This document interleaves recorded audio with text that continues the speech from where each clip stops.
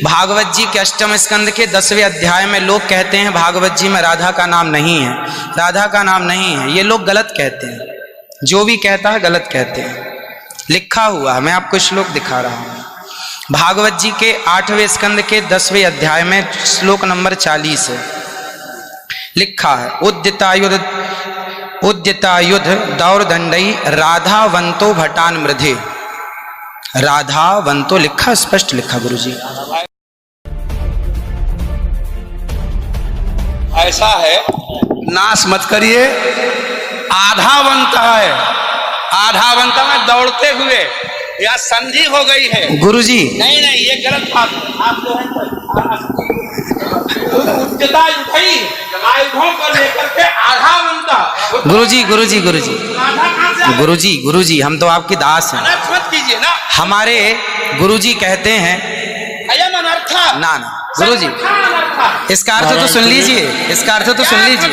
आप जब राधा बता रहे हो, सुनिए सुनिए गुरुजी, इसका अर्थ है राधावंतो भटान मृदेश का अर्थ गुरुजी ने बताया हमें। गुरुजी ने, हमारे गुरुजी, कोई गुरुजी नहीं बता सकता। हमारे गुरुजी कहते हैं बिल्कुल नहीं बना सकते, क्योंकि जब आप राधा बनाओगे तो विसर्गे कहाँ जाएंगी गुरुजी? उद्यतायुधई ही विसर्ग हो गया। गुरुजी, गुरुजी कहते हैं क्यों नहीं बोलते? गुरु शब्द है। अब चलिए, भागवत जी में दूसरा है बधू। बधू प्रयोग हुआ है, बधू प्रयोग हुआ है। तो बधू का प्रयोग ये है कि वहां श्री राधा रानी का ही स्मरण है। नहीं, लोग कहते हैं राधा नहीं है, तो राधा जी का जिक्र तो कई जगह है। राधा पदवाच्य बधू, इसका अर्थ संकेत अर्थ हो या लक्ष्यार्थ हो और व्यंग्यार्थ हो, इन तीनों अभिधावृत्तियों के द्वारा राधा शब्द एक भी जगह भागवत में नहीं है। इसलिए जहां बधू शब्द है वहां भी अर्थ राधा है। जहां बधू है, ऐसे पानी का अर्थ जल भी होता है। जहां राधा है, जहां बधू है वहां राधा है। ऐसे थोड़े होता है। जहां आप जैसे लोग देखिए, आप विश्व हमारे गुरुजी ने बताया, ये हमारी क्या ताकत की हम बताएं? शब्द ही अर्थानाम अभिव्यक्ति त्रिविध भवति। महाराज इनकी बात सारा विश्व सुनता है। महाराज श्री बोले हमारी बात 20 आदमी सुनते हैं। महाराज जी, सारा विश्व। त्रिपाठी जी, महाराज आचार्य जी, आपके चरणारविंद में मेरा निवेदन है कि अरे आप हटिए सामने से। आचार्य जी आप हटिए भैया। अरे नहीं, लेकिन ऐसा श्रीधर, आप विश्व को सुनाते हैं इसलिए कह रहा हूँ। श्रीधर जी नहीं तो गलत सुना रहे। इन्हें हटाओ। कोई गुरु नहीं बता सकता यार। चलो गुरुजन का हम चलते हैं, अगर गिरिराज जी का आचार्य जी, श्री गुरुजी ने कहा है कि यहाँ जो राक्षस हैं वो राधा रानी का स्मरण करके, जो राक्षस हैं राधा रानी का स्मरण करके और युद्ध करने चले। जो राक्षस हैं भटान मृधे जो है, गुरुजी ने बताया कि जो राक्षस लोग हैं वो किसका स्मरण करके युद्ध करने चले? श्री राधा रानी का। ब्रह्म वैवर्त पुराण के अनुसार राधा ही मूल आधार है। यहां तक कि राम में भी राधा छिपा हुआ। आप राम का अर्थ समझिए, राम मतलब राधा, माँ मतलब माधव, दोनों का एक अक्ष है, तो राम हो गए। ये बातें स्वीकार है, लेकिन और जैसे बधू, जैसे आपने कहा कि राधा जी भगवान श्री कृष्ण ने अपने कहा आओ मेरे कंधे पर बैठ जाओ, तो किसको, कौन है वहां पर? राधा जी हैं तो हैं, लेकिन वहां बधू है। याम गोपी मैंने अब कृष्णा, तो श्री राधा जी कहने का तात्पर्य है कि भागवत जी में कहीं राधा का अभाव नहीं है। भागवत जी में कहीं भी शब्द ही अर्थानाम अभिव्यक्ति कई ही वृत्ति भवति। वृत्तयः कति संख्या का?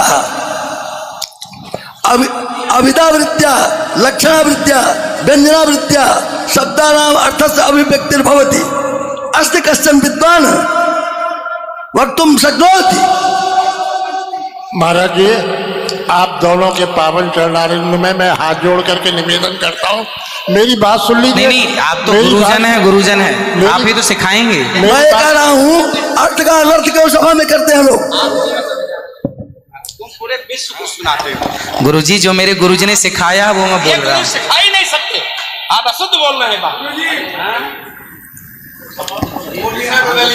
अभी श्री राधा और माधव जो राम नाम है, जो भागवत जी का अर्थ है।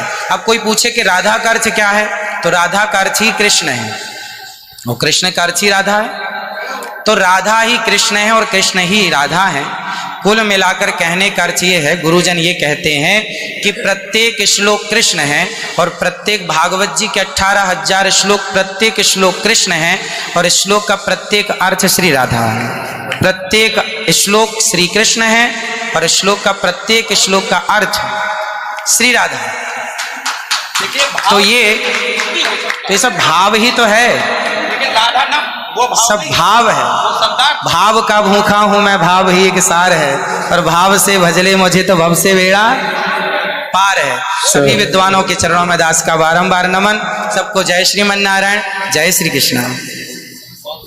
2 मिनट कीर्तन कर ले। 1 मिनट रुको, मैं सबसे क्षमा मांगता हूँ, मेरा अनिरुद्धाचार्य के प्रति बड़ी श्रद्धा भाव है, बड़ा आदर है, लेकिन इनकी वाणी चूंकि पूरा विश्व सुन रहा है, ये चैनलों पर आते हैं।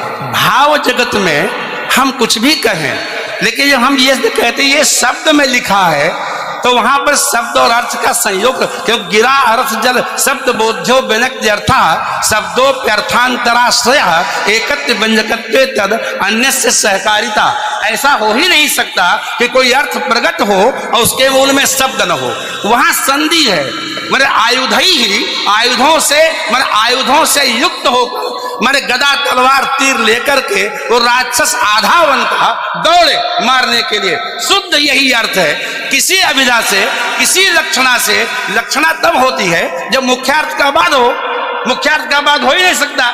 श्रीधर स्वामी बता दें, विश्वनाथ चक्रवर्ती बता दें, अनुचार प्रकाश का बता दे, चूड़िकाकार बता दे, और छोड़िए उन बातों को। आपके गुरु जी के पिताजी ने भी टीका लिखी है, उसी पुस्तक को अभी मंगाया जाए, अगर उसमें राधा शब्द हो मैं मुंह नहीं दिखाऊंगा कभी। ऐसा हो ही नहीं सकता अर्थ का अनर्थ। हाँ? नहीं, हमको कष्ट यह है कि हमको बोलना पड़ा बीच में, क्योंकि अगर अनिरुद्धाचार्य की जगह ये बात और कोई बोलता तो मैं कतई नहीं बोलता। लेकिन अनिरुद्धाचार्य जी इस समय टीवी पर छाए हुए हैं, लाखों लोग इनको सुन रहे हैं, तो ये तो यही समझेंगे ना कि अनिरुद्धाचार्य बोल रहे हैं।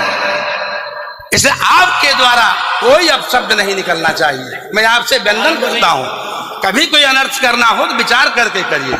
मैं और कोई बात नहीं, सबको क्षमा मांगता हूं।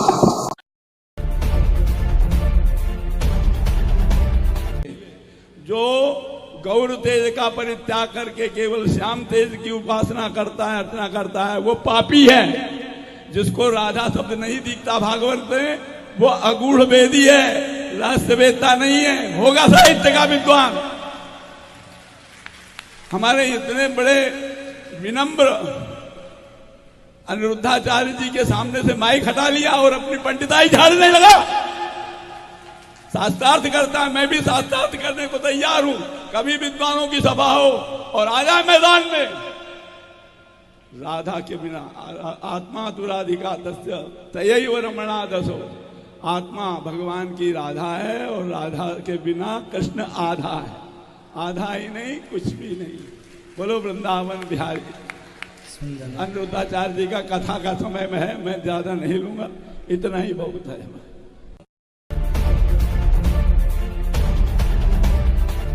एक वाच्यार्थ, एक लक्ष्यार्थ, एक व्यंग्यार्थ। वाच्यार्थ के रूप में कौशिकी संहिता का श्लोक आपने पढ़ा ही होगा जी, कि राधा नाम मात्र मूर्छा साढ़ मासिकी। तो इसलिए सुखदेव भगवान ने परोक्ष रूप से अनेक जगहों पर राधा का नाम लिया है, और राधा भगवती का निषेध कौन कर सकता है, जिनके लिए गर्ग संहिता अलग ही बनाई गई। कोई राधा चरित्र पढ़ना चाहे हमसे पढ़े ना, देवी भागवत में है? देवी भागवत भरी पड़ी है राधा चरित्र से। गर्ग संहिता पूरा राधा ही चरित्र है। समझे? उसमें के कुछ प्रकरण उठा करे 2-4 श्लोक लिख करके आप बोल करके, ब्रह्म वैवर्त पुराण में तो पूरा श्री राधा जी का ही तब फिर तो कोई निषेध थोड़ा कर रहा है राधा जी का, ना हम कर रहे हैं। लेकिन उस समय हम कहे यार यहाँ तो शत्रुओं का है, अरे राक्षस दौड़ रहे हैं और उनके कबंध कट कट के गिर पड़े हैं, तो ऐसी स्थिति में मतलब जो है, हाँ अब इसमें से निकला नहीं, हाँ ऐसे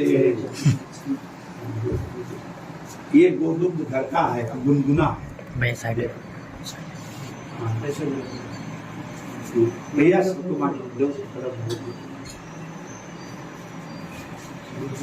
नहीं, हम जब चाय पीते बोल नहीं सी देते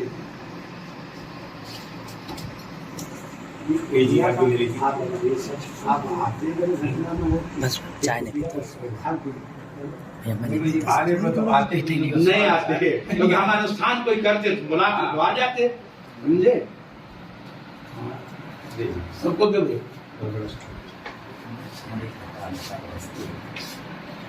चलो थोड़ा सा जल लेना भी। ठाकुर जी जो करते हैं अच्छा करते हैं। आप केवल